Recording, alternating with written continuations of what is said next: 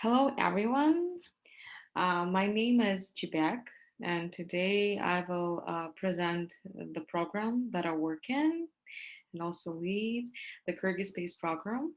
I will have the presentation, and I don't think it will be too long, so we have enough time for questions and answers or any type of discussion you want to be involved in. So let's start. Okay, great. So for now, I lead a Kyrgyz space program, which is also known as a satellite building school for girls. So, at first, I want to talk about the country that we do this project in, and we live in the country of Kyrgyzstan. Great country, very picturesque scenery, and everything about the country we like is nature, mountains, and we are located pretty far from the US. I will show you. Oops, just a second. Okay, so we are located here in Central Asia, and we are a landlocked country. So as you can see, here is Russia, our neighbor is Kazakhstan, and this red area is our country, Kyrgyzstan. Okay, so who are we and what do we do? So here on the right, you can see our team. Now we consist of 8 girls who are aiming to build and launch the first satellite of our country, Kyrgyzstan.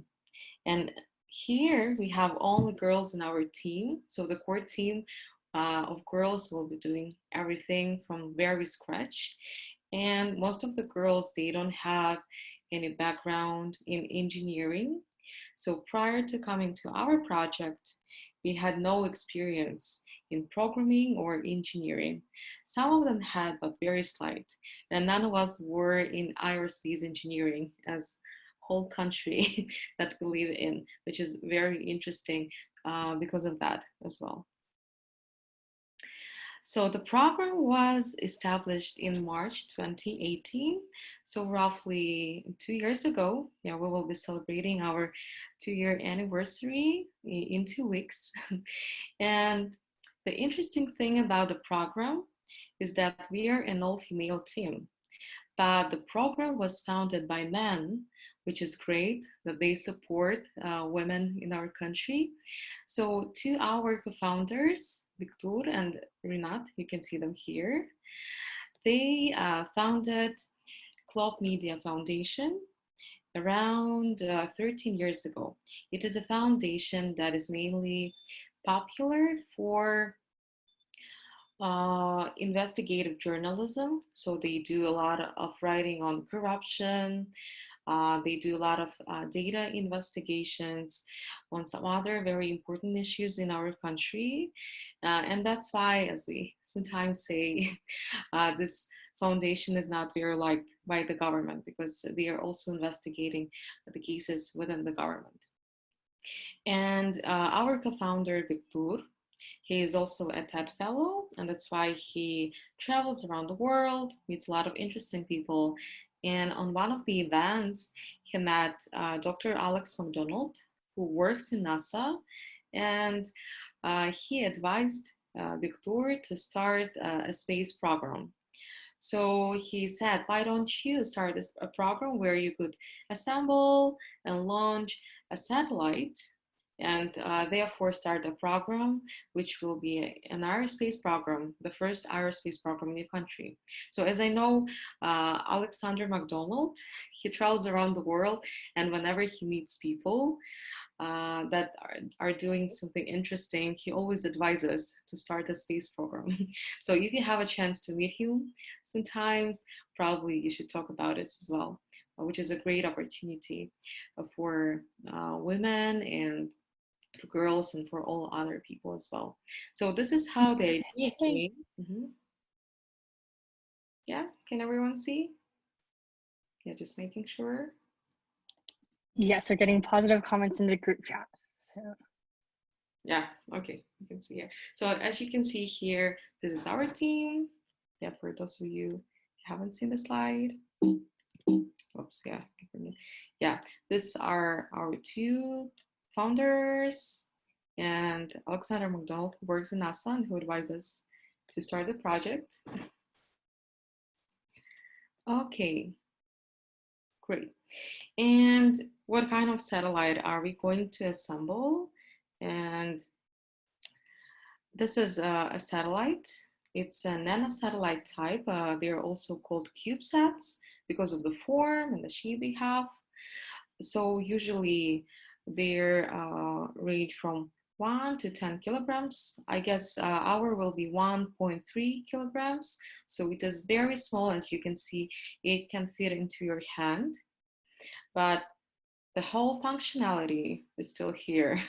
It can do everything the normal satellite would do. It means it can transmit and receive the data. So we receive the signals and we interpret the data. So usually it's 10 by 10 by 10 centimeters. Yeah, very small. Usually they are launched and they are deployed at 300 to 400 kilometers above the Earth. So it is approximately the orbit of International Space Station. Yeah. The lifespan from 1 to 5 months. Well, I would even say that some satellites of this type, they don't work when they are deployed, which is a very pessimistic case. But I also heard that some satellites of this type, they can work up to 2 or even more years, which is really great for this type of satellites. So we are going to assemble and launch this type of satellite. Okay, and the most popular question we also get is that, will you launch from your country? Unfortunately, we cannot do it because we don't have any stations that can afford this type of rocket missions. Yeah, so we'll do it in a place that has the special site. So it could be the US or the Japan. I know that Russia also has some launching sites, yeah, but not our country for now. Maybe we'll also give a start and lay the foundation for it for the future. Okay, so here you can see the deployment process. Unfortunately, because this is the PDF, if we could see it in a normal presentation, it would be the GIF where the CubeSats are deployed from this spaces into space from International Space Station. So you can deploy them from ISS or you can deploy them from the rocket. The good thing is when you deploy satellites from International Space Station, you get a really good video and photo footage of the deployment. And I guess our team will also be doing deployment from the ISS. And also another very popular question that we get is, when is your launch taking place? So we will probably launch and deploy our CubeSat. We plan to do it in 2 or 3 years, which is a very optimistic scenario as well. So another good question that we usually get is, why did we decide to assemble and launch the satellite? And beside the scientific advancement reason, there is another reason why only a female team is doing this and is involved into this project. Unfortunately, the Kyrgyzstan is a very patriarchal country for now, and there is a lot of gender-based violence in our country. And with this project, we want to establish role models for girls and women, saying that we are capable of doing anything, even assembling and launching satellites, which is for our country considered to be a male-dominated industry. And many women, they cannot do jobs that are also considered to be male jobs because of the stereotypes. And another thing is that many girls and women, they don't have chance to continue their education in universities or continue their careers after they graduated universities, because in our country, normally a woman is expected to build family, to find a husband, to give a birth to children and care uh, for the family, care about her kids, take care of her family members, and dedicate herself to the family. And another very disappointing thing for me, it's not very common in the capital where we live, but in the provinces. So in countryside. However, in the capital, here we also do have this very horrible cases of bride kidnapping. And I will show you a picture that I found in Google uh, of the bride kidnapping case. So, bride kidnapping is when a girl is forced into marriage, and for most people, it is very unfortunate for them to think that this is an old tradition. However, it is not. And nowadays, our NGOs report that there are around 8,000 cases of bride kidnapping each year. And unfortunately, after the girl is bride kidnapped, she is expected to do household chores, to be providing for the family, taking care of the family, but not educating herself or building her career, which is very sad because she cannot be economically independent after that. So that's why our team wants to create positive role models, saying that girl doesn't really need to be bride kidnapped. And our country has a law which restricts people from bride kidnapping, but many cases do not get reported to the police. And here with our project, we want to show that the girl can be educated, and it is good for her to be educated and to be independent from the family and from the husband. So she can earn her own money and make her own choice in the future. Another thing is that for now, technical advancement, like technological advancement, is not something that we can say about our country. Yeah, unfortunately as well. Our country was a part of the USSR, and when we were a part of a Soviet country, we had a factory here in our city, which was manufacturing parts of satellites for the USSR, and they were tested in this facility as well. And when we got to know this fact as our team, we were really frustrated with the fact that after the collapse of the USSR, the factory, the equipment, they were moved to Russia because we were no longer one country together with them. And our government did not continue doing aerospace research. And it is now not interested in aerospace research now because many government officials say that we still have some other important issues to resolve, and aerospace engineering is not something that is in our future because we don't have enough money and specialists for that. And we really want our country to advance and for our universities to have an engineering that will be also practical and could be applied to aerospace engineering because we have some really great minds here in our country. And our program wants to lay the foundation for aerospace research and practice. And we are really now good at attracting some mentors and specialists that mentor our program and work with us. And they have very extensive background in aerospace engineering, like rocket science or satellite building or ground stations, yeah, which is great. So here, as you can see, we had wonderful trainings with NASA specialists last year. So we have a lot of mentors who are willing to help us from all around the world. Unfortunately, we don't have any specialists in our country here, but we want to be that specialist that will start this program and will teach our own girls and women to be involved into STEM and into aerospace engineering as well. yeah, this was one of the very early projects we did. Was also one of our great mentors. So the girls, they don't have any experience, or they didn't have any prior experience with anything connected to engineering. I personally taught them programming. Our head coach also taught them to use Arduino microcontrollers.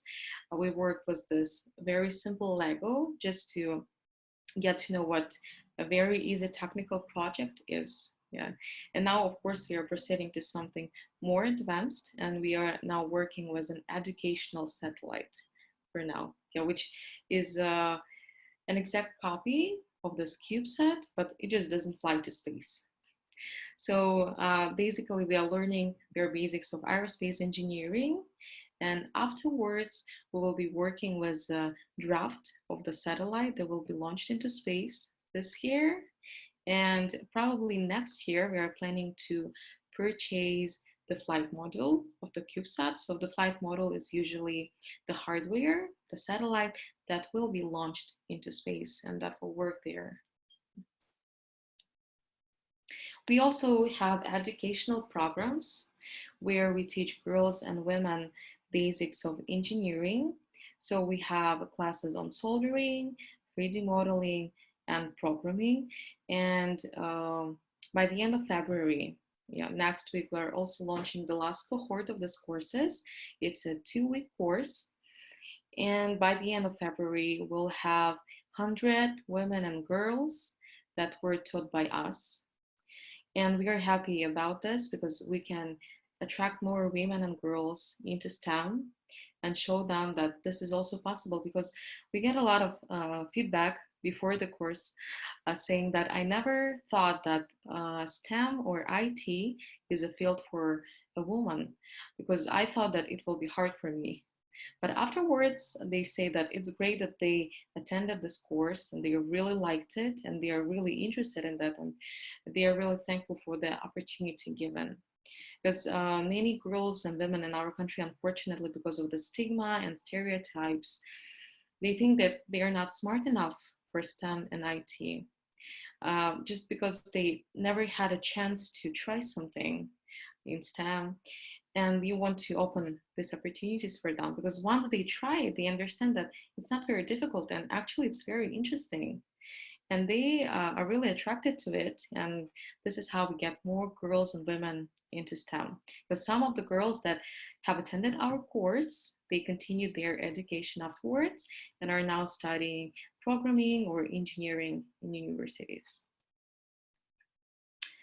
Yeah, our girls, we also expand the geography of our travels in order to get more expertise. And 3 of our girls last September, they were in the UK.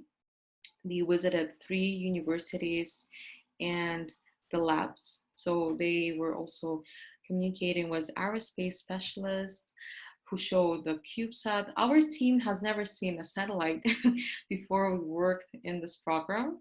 And the 3 girls, they were lucky to see the working nanosatellite and satellites in the laboratories in the UK there. So they would attract some more specialists and mentors to our program and bring them to our team.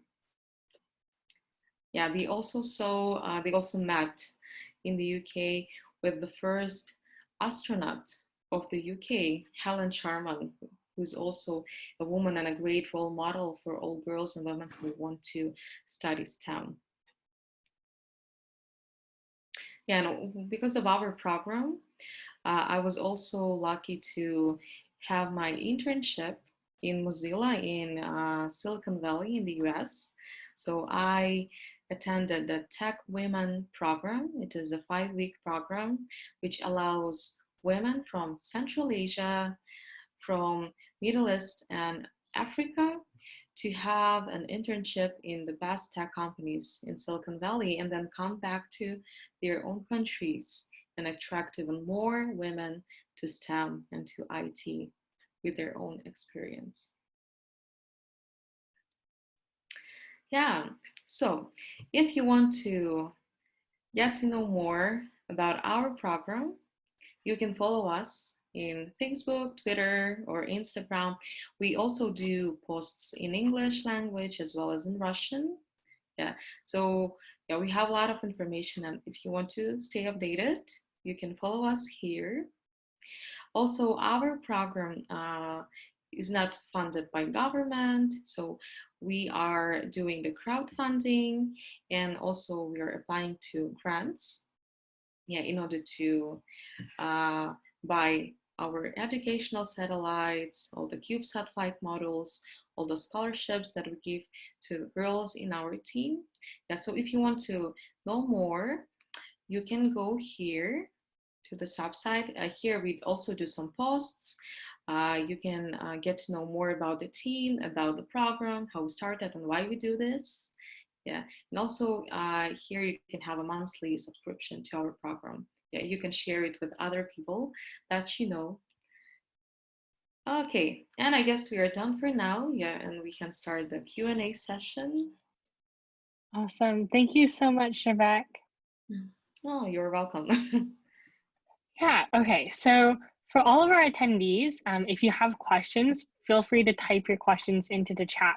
And I know we have one from Ella Jackson that asks, what was the ISS again? So maybe speaking more about the International Space Station. Oh, yeah, sure. ISS is an International Space Station. So this is a very big laboratory in space, yeah, that floats in space. And usually 3 to 6 astronauts live there every day conducting different projects and scientific research. So uh, they do really great things. And I know that there are a lot of inventions that came from International Space Station in order to make astronauts' life easier. So I know the diapers are the great invention that was invented in space because astronauts need to wear them sometimes. And also I know that this wet wipes are also a great invention that came to us from space, and certain type of food. Yeah, I ate this NASA ice cream once. Yeah.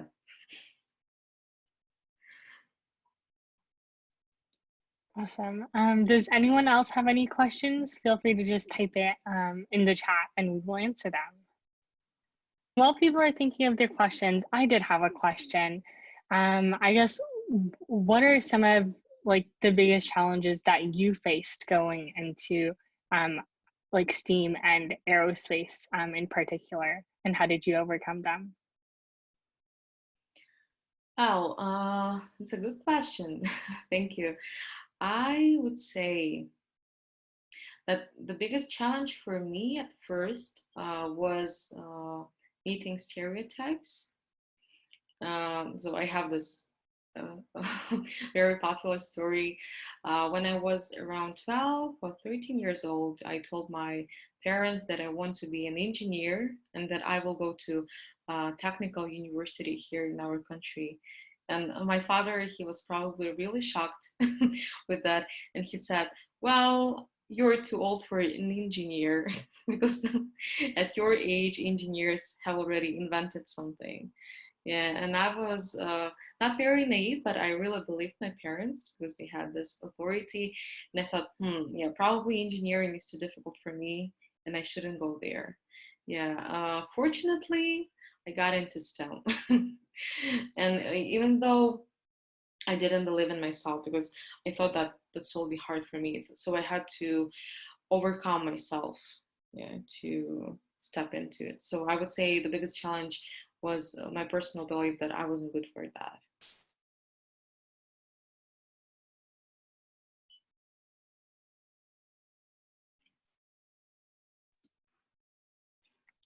Okay, awesome. I don't think we have any more questions from our attendees. But thank you so much for leading this field trip today and for sharing your story with us. Oh, I thank you very much for having me. Oh, I think we Yeah. have. Oh, wait. Yes, Stephanie has some.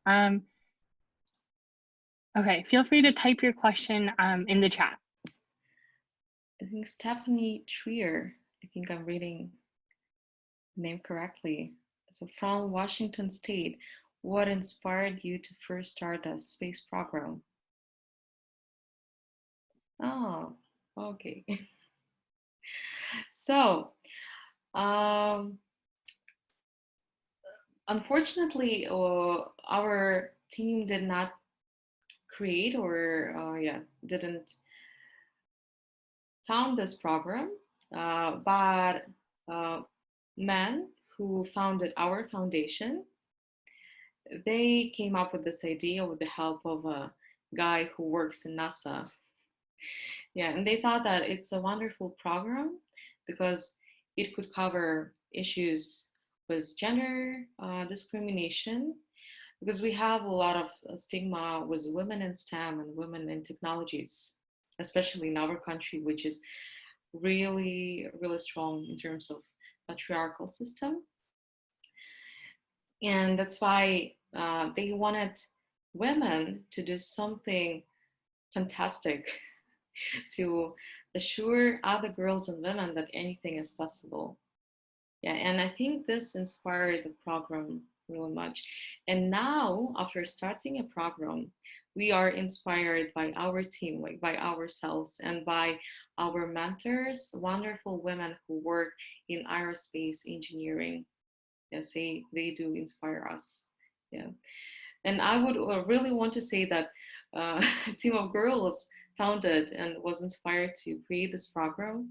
But unfortunately, our girls in our region, they have limits in their heads because of the stereotypes.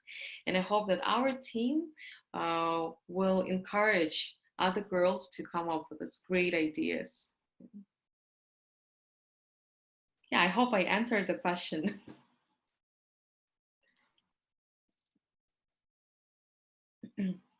Yeah, I guess if you want to know more about how the program was started and probably my personal experience, how I came to the project, I have a TEDx talk that I did in November 2018. It is more well prepared, and I hope you also. I can give a link probably. Yeah. And I will definitely distribute that link to all of our attendees after this call. Let's see, someone also, Ella had a question that did you use any Legos in your work? Oh yeah, we did. So Lego has a great Mindstorm set, which we used for our uh, early technical project. So Lego is really great for robotics. I would say even for adults, because many adults, they're really fascinated by how all the engineering system works. And when we did it with our team, we felt like children who were really interested in doing our project. So we did the Roomba cleaner. It's like a robot who can see the obstacles in front of it and clean the floor. So it was very comfortable. It could also clean our floors there. And we also programmed it in a way that it could see obstacles and then turn around. Yeah. So it was pretty useful for us, and it really united us as a team. So it's a really great project. Awesome.